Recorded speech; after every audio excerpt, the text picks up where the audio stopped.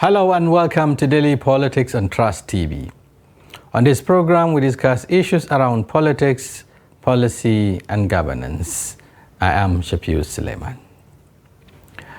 There was a pandemonium at Beganu area of Minna, Niger State capital, on Tuesday morning when a suspected member of Boko Haram and kidnapper reportedly engaged security operatives in a gun duel for several hours. Security operatives were said to have launched search operations around a building belonging to the suspects at Beganu area of Minna after intelligence of his involvement in terrorism activities in the state. 150 AK-47 rifles, about 3,000 live ammunition, explosives, rocket launcher, and an anti-aircraft rifle were recovered from the house. A night watchman at the neighboring house, Mubarak Abubakar, was reportedly hit by a stray bullet and was rushed to the emergency unit of the IBB Specialist Hospital, Minna, where he is responding to treatment. Residents said the operation, which started around 12 a.m., lasted for hours as the suspect engaged security operatives in fierce gun duel before he eventually escaped and put them in fear. Stay tuned to Trust TV in our subsequent bulletins as we bring updates on this story. Meanwhile, President Bola Tinubu has promised the Nigerian business community that crucial plans are being put in place to improve foreign exchange liquidity. He spoke on Monday at the opening of the 29th Nigeria Economic Summit, NES, in Abuja, stressing that his administration will honor every legitimate contract with respect to the nation's foreign exchange obligations. Here is the report. President Tinubu at the Nigerian Economic Summit is the Robin of like minds. The two parties here are speaking the same language. So it must be reassuring to the captains of industry gathered to hear the president say that government is not blind to the challenges being faced in the financial markets. I can only allay these concerns by revealing that we have a good line of sight for the additional foreign exchange liquidity that is required to restore market confidence. And we are going to do that. President Tinubu is confident that by working with the private sector, financing the $3 trillion national infrastructure stock can be achieved in 10 years and not in 300 years, while the construction of megacities in every geopolitical zone of the size and scale of Lagos can be achieved in 1 decade. A $1 trillion economy is possible by year 2026. And a $3 trillion economy is also possible within this decade. Also speaking on the side of government, Minister of Budget and National Planning is harping on better cooperation between government and the private sector, especially in the evolution of development plans. We are a nation where in every financial year, at least 800 public budgets are presented, 774 in different local governments, 36 budgets in the state, and FCT, as well as the federal government. So there is an irreducible minimum of policy linkage and coordination that is required in order for this to deliver the promises that Nigerians hope. Nigeria's foremost private sector think tank and policy advocacy group is stressing the need for the transformation of the country's economy into one that is competitive, inclusive, and open, which will only be possible if leaders in both public and private sectors work together to achieve identified national values. The first step to take is to tackle the present challenges which may cripple the economy if not addressed.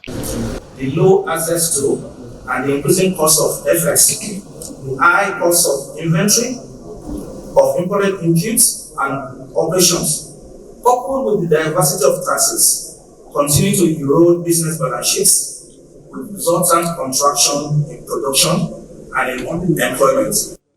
Government has introduced several measures to resuscitate the economy, including the 500 billion naira intervention to support small businesses and the agricultural sector.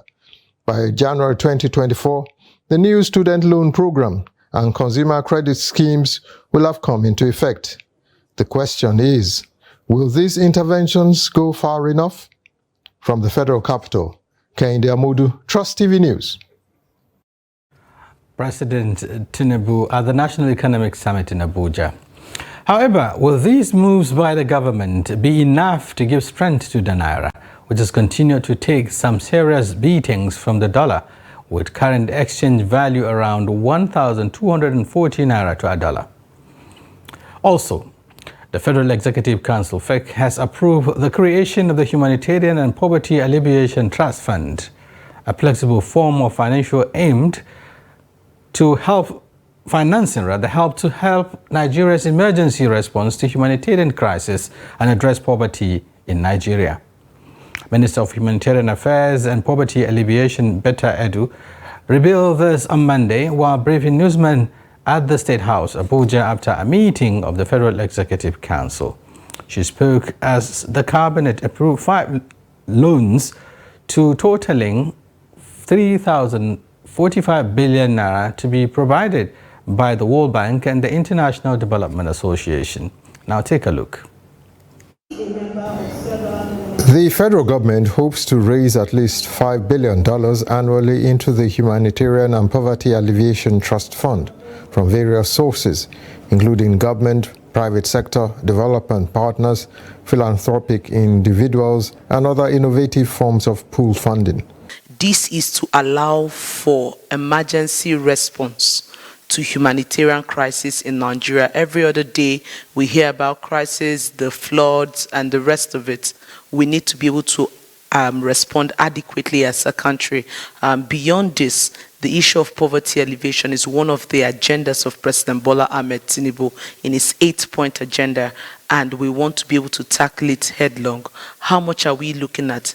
Every year, we hope to be able to raise at least $5 billion within this fund.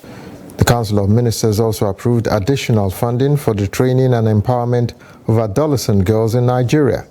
Initially from 7 participating states, 11 states have been added to take part in the project, which will target the empowerment of girls between the ages of 10 and 20, right across the participating states. The government is concerned, our president is concerned that no girl should be out of school on grounds of poverty, and particularly at the foundation level of pre-tertiary education, the basic education level, secondary schools. And under that scheme, we'll be having close to 500 new schools across the country.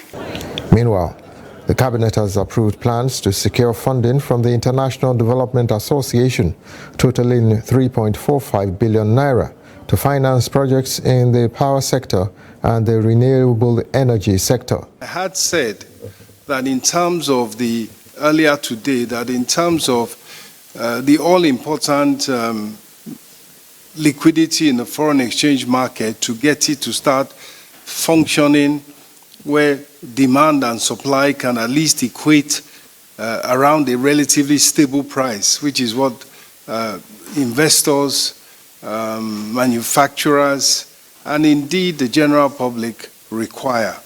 The Minister of Finance explained that the loans would be concessional and in many cases with zero interest, with 10 years all around 40 years and a moratorium period of around 10 years.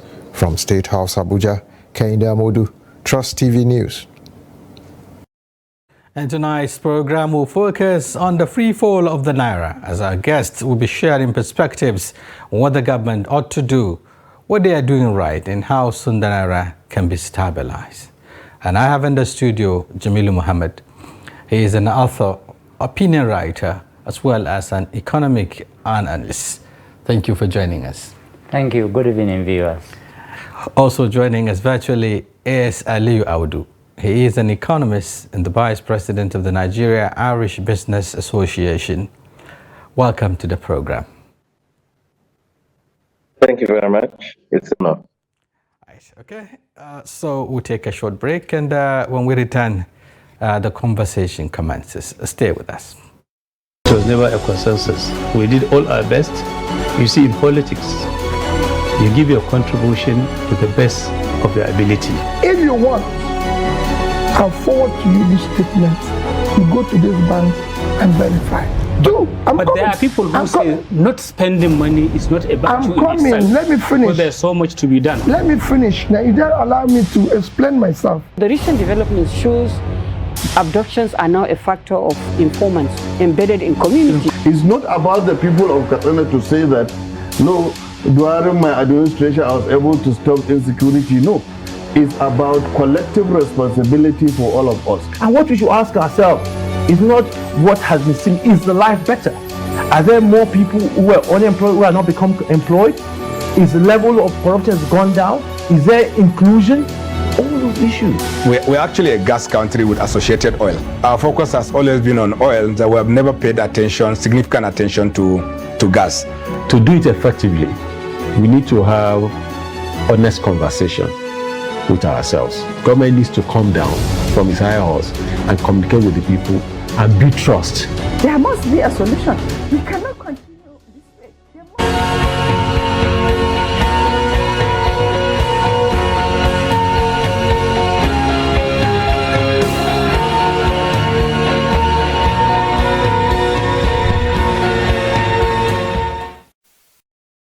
Welcome back. Still daily politics, and our talking point today is free fall of the Naira. And I'll go straight to Aliyu Audu, our guest on the Zoom, who happens to be Vice President, Nigeria Irish Business Association. Aliyu, if you are there, give me your thoughts on the current, foreign exchange crisis in Nigeria. What do you make up with what is happening? Nigeria appears to be at a crossroad. Yeah, well, this has been an issue for a very long now. You see, our dependency on the dollar is becoming too much. That's why we are facing all these issues. Our importation appetite is quite high. And that's why we're demanding dollar feed this importation appetite. We import food, we import a lot of things. We have a food import of $5 billion, and the demand for these dollars is what is causing this crisis. So, in the long run, we need to begin to focus on made in Nigerian goods, manufacturing. We have to start forward in the long run, because no matter what we do, we still find ourselves back at this point. This is not from this administration, it has been from previous administrations. And to keep going on, if we do the long-term transition to it, which means we have to stop focusing on demand for imported. Okay. Talking about cutting our demands, food, we import milk, sugar, a lot of other things. Okay. We need to stop if we want to bring a permanent solution to the Nigerian dollar system, the crisis going on. So, it's taking short-term view of trying to protect them by reserves, summing up our reserve, that we need to look into the economy. The long-term approach, which is withdrawn from consumption of foreign goods and focusing on production in what they call import substitution industrialization. Okay. I don't want to go too much time, so I'll just stop there. Okay, talking about coming up with a long-term solution to the problem, not just trying to save the Naira, but then making the Naira to look strong and compete effectively with other currencies around the world. You talked about the need, to come up with import substitution to be able to compete favorably, which is key. The demand of the dollar has pushed us to where we are today. But how do we cut this demand when even the government, which is at the helm of affairs, substantially rely on this dollar to stabilize the Naira? Even our crude oil, we put our benchmark on the dollar. We're not talking about the naira. So it appears we are into dollarization of the entire economy. How do we cut down on this?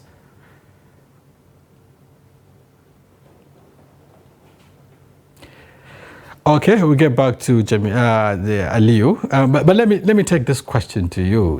Let me put it to you just like I tried to ask Aliyu. He was talking about the need for Nigeria to come up with enduring solutions, long-term solutions to this forex crisis, and he talked about the need to cut down on our dollar demand, boost our exports, and then cut down on our imports and so on. How do we do this in a country where it's gradually becoming, the economy is becoming dollarized by the day? I think the foremost or the most important item here would be industrialization. Talking about import, yes, we have an insatiable this thing for imports, for foreign goods. We do, but we have to understand economically that a market is made up of demand and supply. In most cases, it is very difficult to attend to the issue of demand, trying to cut down on demand.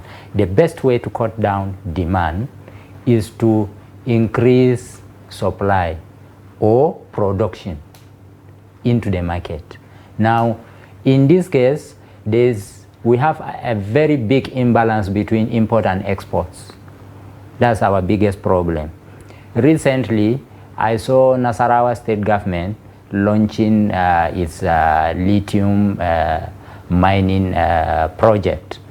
Unfortunately, the whole project is about mining. We've not spoken about processing or even manufacturing. Lithium is used to manufacture batteries. And these batteries cut across so many devices, so many machineries. Especially now, the phones we use. Yes. Multitude of millions. Multitude of billions. Okay, now, we are still falling into the same trap we fell in for the petroleum industry.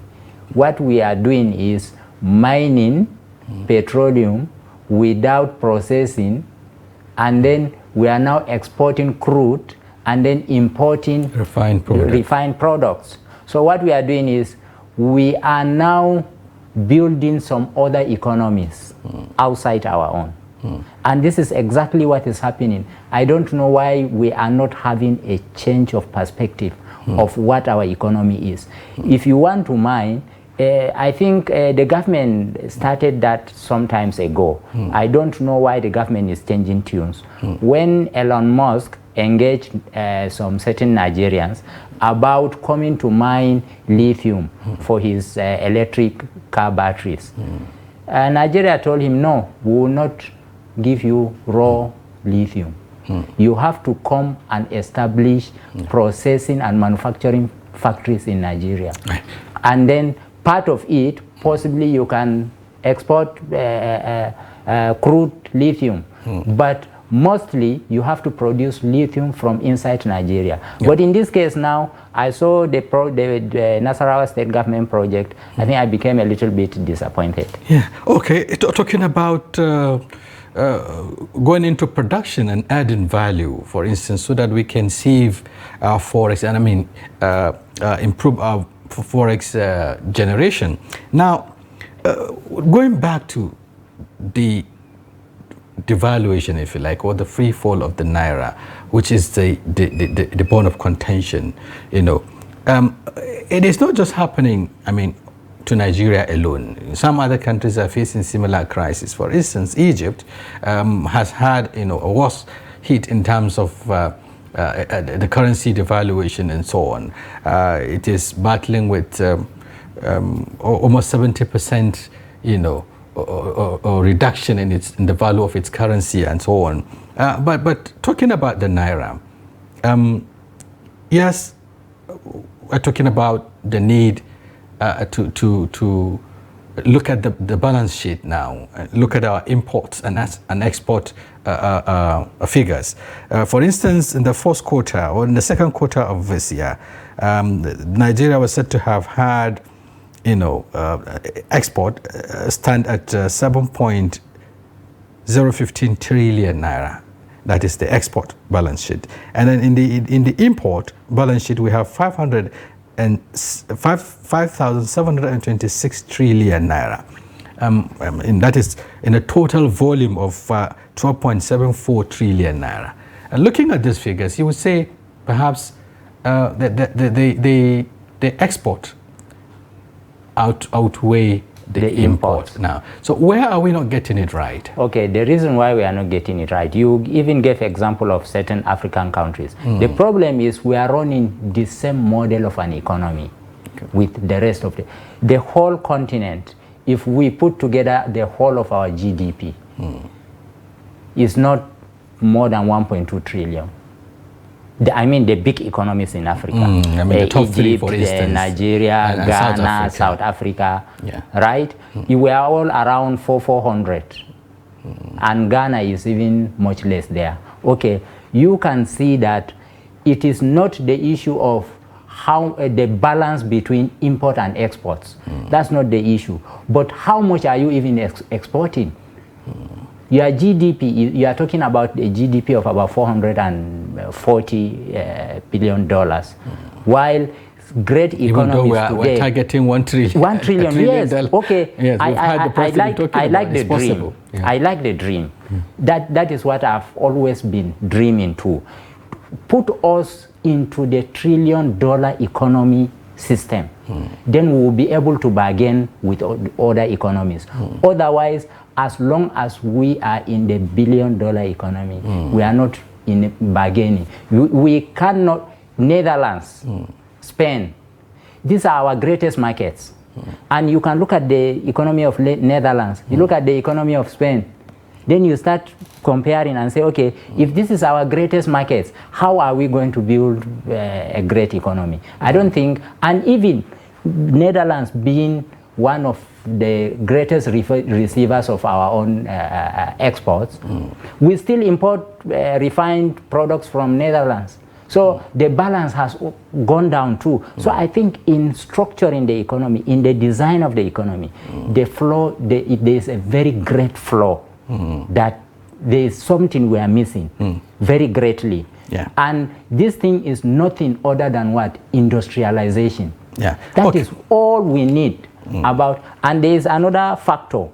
There is one big factor. I'm still challenging Central Bank of Nigeria and then exporters, our biggest exporters, to tell us if actually the liquidity, the dollars, the proceeds from exports, if actually these proceeds are being repatriated.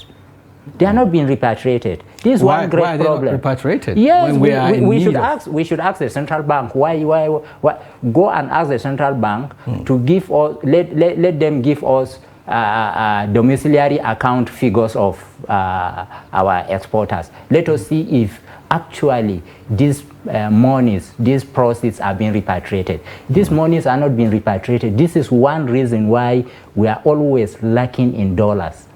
Because they are not being repatriated. Okay, the government is also talking about, the need to clear the backlog of forex obligations, running into also billions of dollars.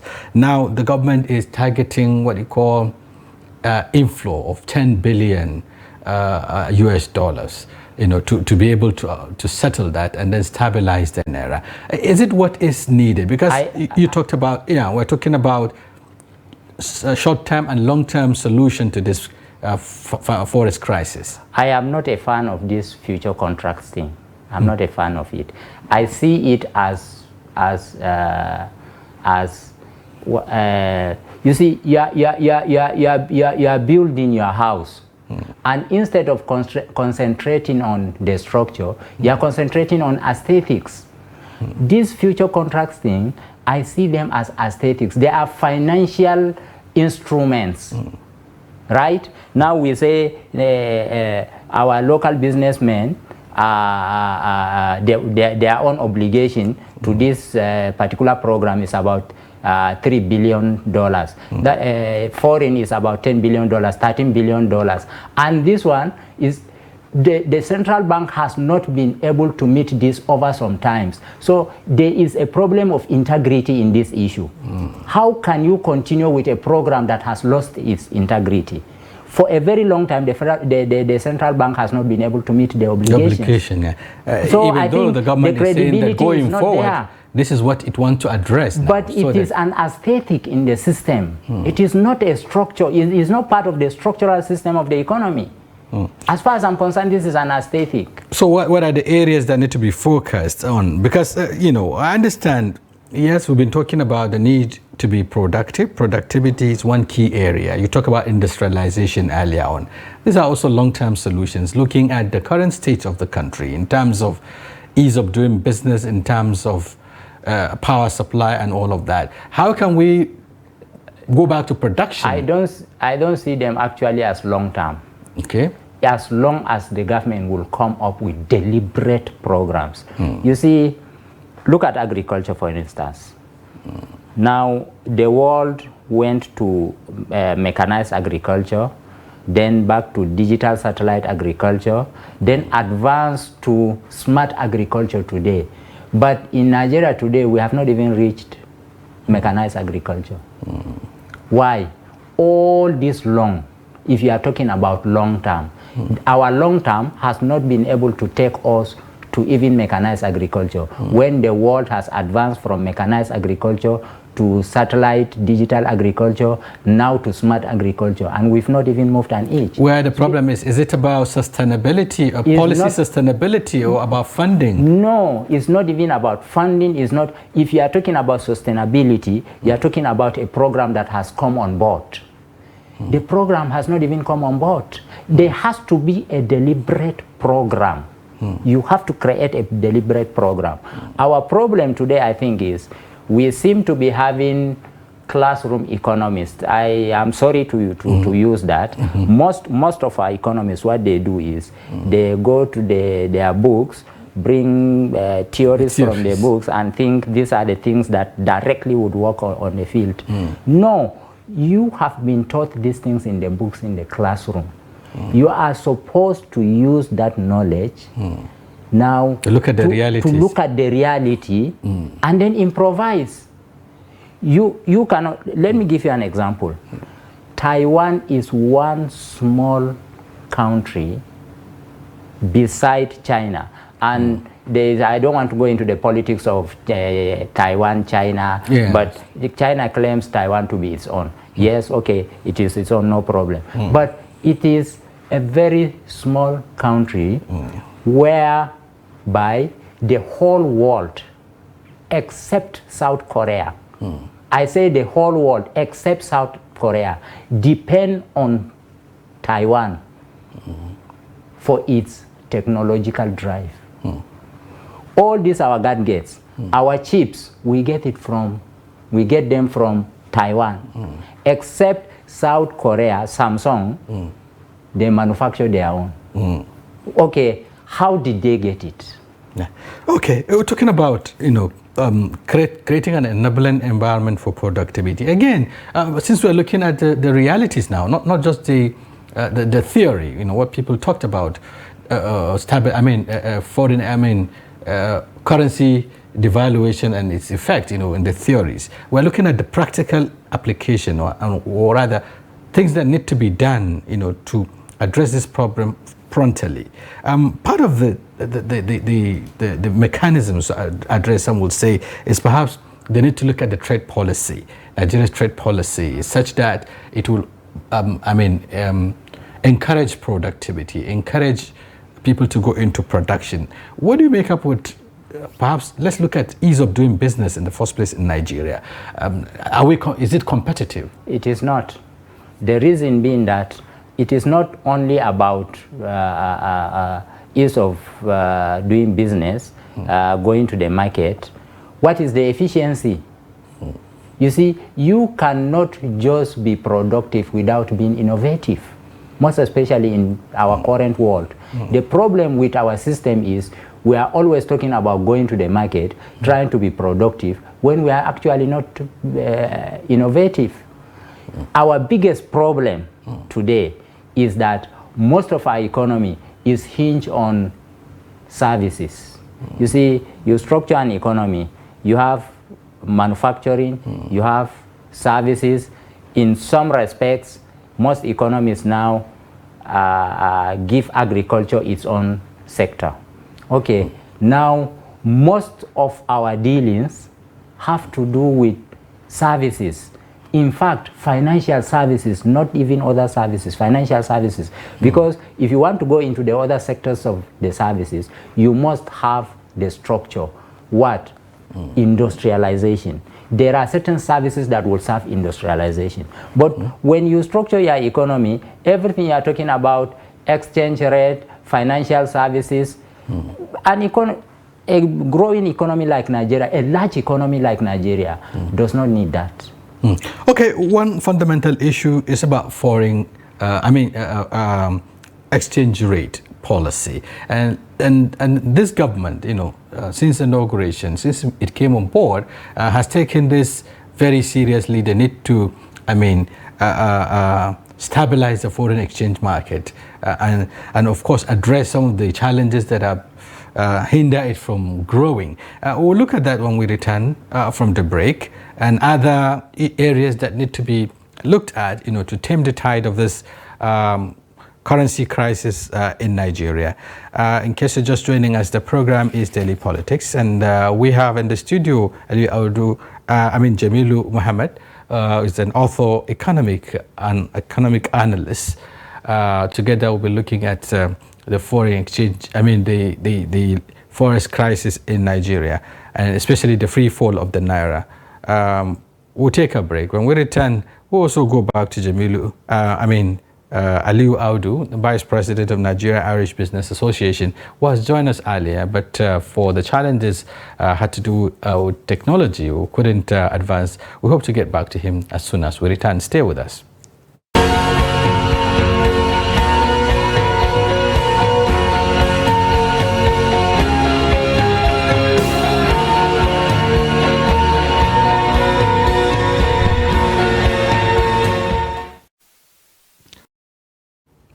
Thank you very much for staying with us. And the program is Daily Politics, and today we're looking at free fall of the Naira and how what the government is doing, to address this financial problem. Now we'll go back for another short break. I understand when we return, the conversation continue. It was never a consensus. We did all our best. You see, in politics, you give your contribution to the best of your ability. If you want, I'll forward to you this statement. You go to this bank and verify. But there are people who say not spending money is not about you. I'm coming. Let me finish. Because there's so much to be done. Let me finish. Now, you don't allow me to explain myself. The recent development shows abductions are now a factor of informants.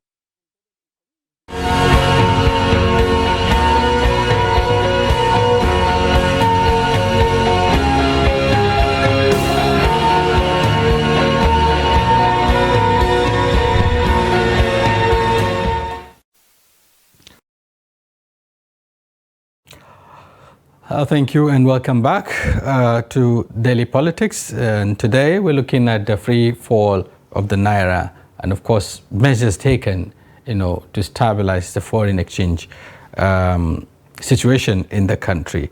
And I understand we're still having challenges getting Aliu Audu back. Madam Jamilu, now we're talking about some of the areas that need to be focused on beyond just pumping in money into the forex exchange market, talking about having enhanced liquidity and so on. We talked about the need to go into production and industrialization, and then create an enabling environment. Now we're talking about the exchange rate. The government, came up with what you call a dual exchange rate, allowing the official window and of course the parallel market to operate simultaneously, but with some guided attention. Now that has not yielded the desired result. We are battling with the Naira, exchanging to a dollar at 1,200 thereabout at the parallel market. Why are we not getting this right? When CBN's monetary policy was not affecting the system last year, last 2 years, the CBN was surprised, Nigerians were surprised. You increase interest rate and the economy does not respond. So what's the problem? They said, okay, it seems there's too much money in circulation. Say, okay, let us mop up liquidity. Mop up liquidity. They understood their mistake. That is the same mistake they have done on the issue of the dollar. Okay, is it to say that we are yet to understand the crisis, the financial, the economic crisis we are in, or that we don't apply the right remedy? The right remedy is not there. We actually, the crisis is there for everybody to see. But I think the remedy, as I have said, when you have the so-called or let me say the formal window, the formal market, the CBN's window for the foreign exchange, right? That one is within the ambit of regulation by the CBN. Now, you go to the parallel market, every other person is there. The CBN says it is the one supplying dollars to. But I think that is not entirely true. Yes, there is a lot of arbitrage, just like they say. There's a lot of dollars in the country outside the eyes of the CBN. I think that is what the government is trying to do with the two executive orders that were signed. But how would you know how much is outside your control? How are you going to mop up? Yeah, because what the executive order is saying is that the idea of the executive order is to get the liquidity to mop up excess liquidity within the domestic economy, now making it a formal into the formal supply chain. How? Because in the case of the Naira, they came up with currency swap, right? Yes. So that bring the so-called old one and then we'll give you the new one. In that case, you will be able to know how much you have invested into the market. But in the case of the dollar, if I have $1 million in my own house, how would you convince me to bring out my $1 million to you? There's no way. The problem is, you see, one, we have porous borders. So anybody can come in with any amount of money. That is one. Two, there's something the government does not want to, whether the government does not want to talk about, does not want to tell us, or the government is unaware, I don't know. You see, there are proceeds of crime. All this, we hear NDLEA arresting people, impounding tramadol, drugs, to illicit the tunes drugs, of illicit drugs to the tunes of billions. The transactions do not take place in Naira. They take place in dollars. So what does that mean now? So it means there are a lot of dollars inside the system that is unknown to government. So what is wrong if government wants to now mop up all of this? How? This is my question. How? Regularize. I have not seen, I don't see a system of doing this except you make the system productive. The system is not productive. People are hoarding money. Keeping it in what? Savings. But this is the same people who are creating this challenge for the government. If monies are not, if this forex, liquidity is not in circulation, then how can the government stabilize, or how can the government intervene to stabilize the naira? You have to know the amount of money that is there that you can control. If there is a lot of money there out there that you cannot control, then you are not talking about stabilizing the naira. That's one. Two, yes, like our other guest spoke about, why are we too much depending on the dollar? Everything is about dollar. The economy has now been dollarized. It is now not illegal for you to go to the market and buy something with the dollar. I think this is another thing the government has to... and that is being strengthened in a way by some of these executive orders. For instance, one of it is talking about allowing domestic issuance of forex and so on. If that is anything to go back. It won't solve the problem. It will still not solve the problem, because those holding dollars, raw dollars, under their pillows, they are there, many, and we may be talking about even billions, not even millions of dollars. And you see, when there is an uncertainty, even not only domestic uncertainty, global international uncertainty. Look at what is happening in Ukraine. Look at what is happening in the Middle East. There's a lot of uncertainty about world economy today.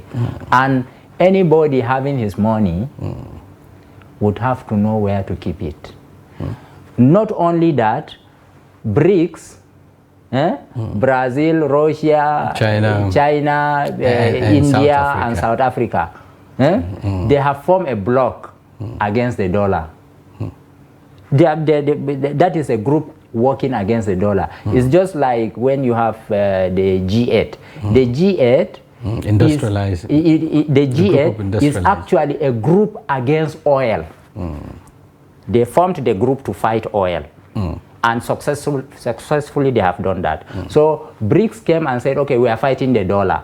Now, what Nigeria needs to do in the first place is, we have to now understand the language of BRICS and say, China, if we are exporting to you, then use NAIRA and yuan. What happened to the currency swap? We have this in 2018. The federal government went into this agreement. The dollar hegemony will not allow it. The Chinese people of People's Bank of China, to the tune of 2.14 or 2.25 billion, US dollars. Even though one of the challenge was identified that that deal wasn't enough, looking at the amount of money involved.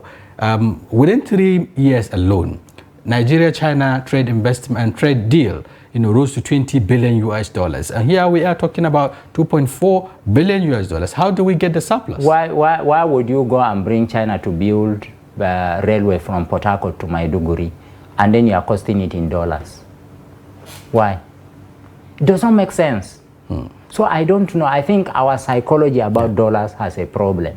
You cannot deal with China in dollars. But what happened to the imports and exports? For instance, because the original idea was to allow investors, if you like, importers in Nigeria or business community in Nigeria to be able to go to China, since it is one of our top, it's even our top business partner in the world, to go there, purchase whatever they need to purchase, pay in yuan, and then, the same thing happens to Chinese. How much are we importing? That's one. Very meager as far as world economy is concerned. And then mostly we do what? Import luxury goods. We do not import capital goods. Maybe it's about 80-20, capital goods to luxury goods. So the luxury goods are overwhelming in the system. And when you have luxury, of course, don't talk about appreciation of your currency. You should talk about depreciation.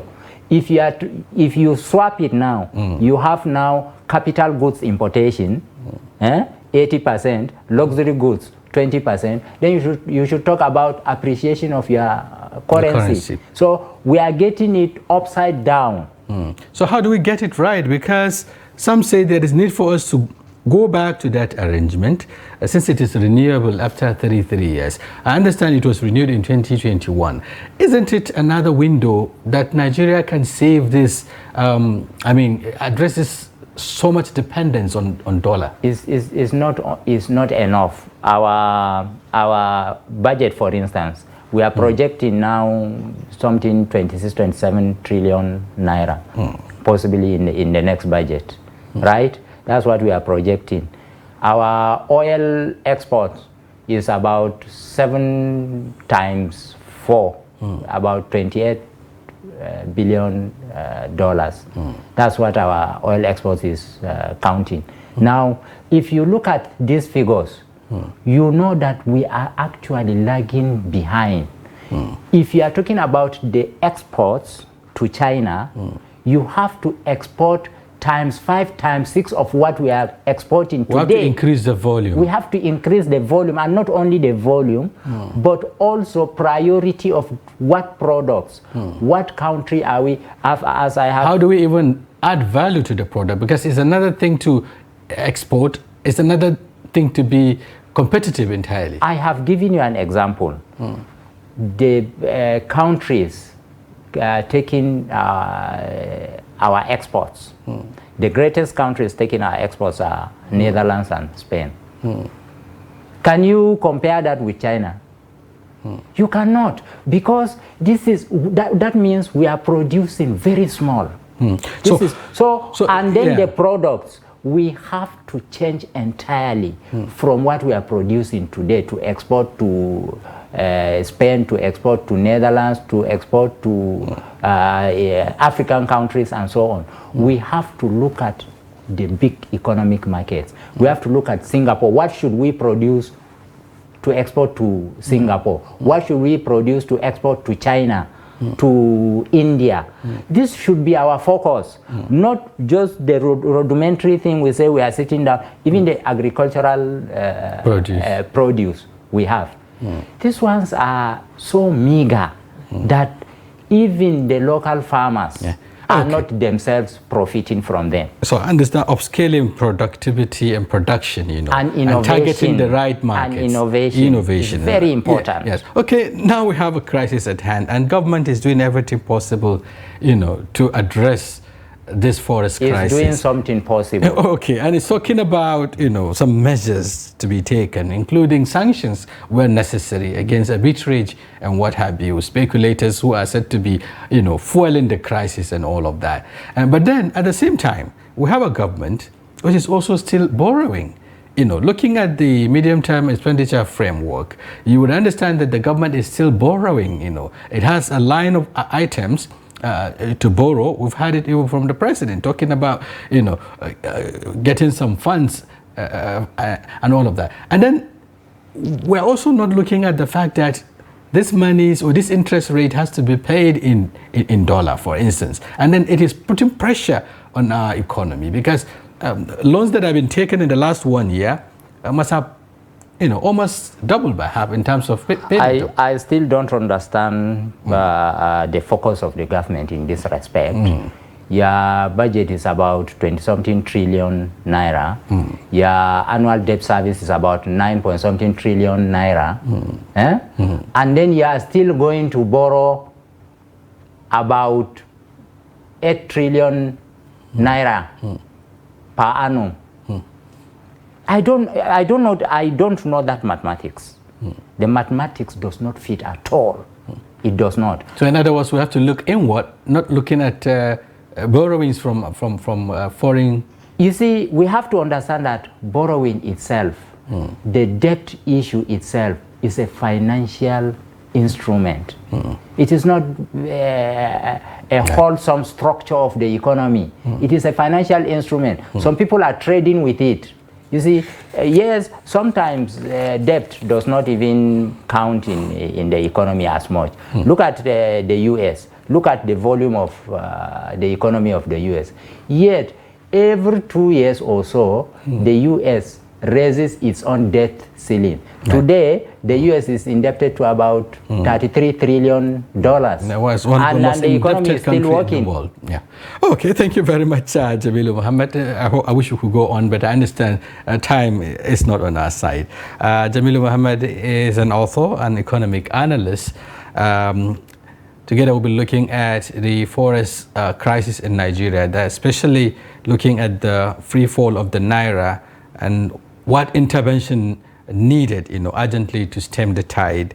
We've tried, as much as possible to reach out to Aliyu Audu, Vice President, Nigeria Irish Business Association. He joins us earlier, but we have technology challenge. We also appreciate his perspective on the program.